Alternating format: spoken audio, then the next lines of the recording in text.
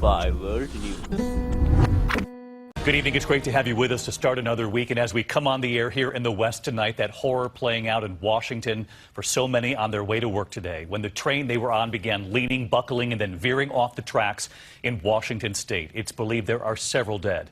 This was the first time they were trying out the train on this route. 13 cars derailing just after a curve of the tracks, several of them falling on Interstate 5 below, triggering a scramble to get everyone out. Passengers stumbling from the wreckage, many injured and trapped, and authorities revealing what they've learned not long ago. ABC's Clayton Sandell is on the scene in DuPont, Washington tonight.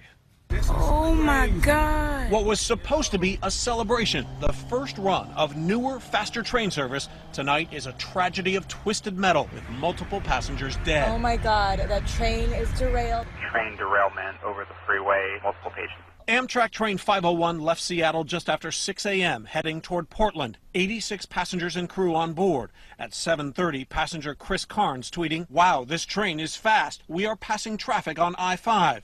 Minutes later at 7:33 a.m., a locomotive and 12 cars careen off both sides of the overpass, down onto busy Interstate 5, crushing vehicles below. Amtrak 501, emergency, we are on the ground. The conductor radioing for help. Hey guys, what happened? We were coming around the corner to take the bridge over I-5 there, right north into Squally, and we went on the ground. Is everybody okay? I'm still figuring that out. We got cars everywhere and down onto the highway.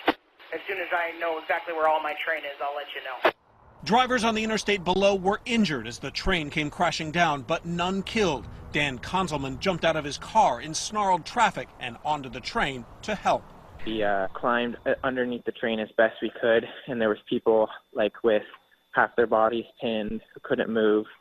They were in a lot of pain. A lot of them were screaming and moaning, but there's nothing we could do to help them really.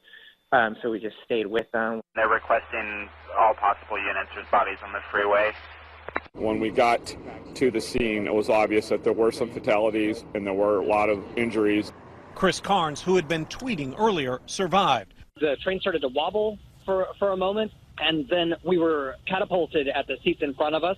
And at the next thing that we knew, our car had crumpled. When I stepped out, I didn't really realize I was standing on another train car. The passengers were the first paying customers on a new route for Amtrak's Cascade service. What is not clear yet is why the train derailed or how fast it was going. A National Transportation Safety Board team is headed to the crash scene. And Clayton Sandell with us live tonight from Washington. And Clayton, as you just reported there a moment ago, this was a brand new route using these tracks for passengers for the first time. Officials had expressed concern about it before they launched it. That's right, David. Long before today's derailment, there was a local mayor here who expressed safety concerns over high-speed trains moving through this area. He felt that a fatal accident was inevitable. Now, state police officials tell us they have finished searching the train cars here, and the official death toll stands at 3, though they say there are several injured people still in critical condition. David?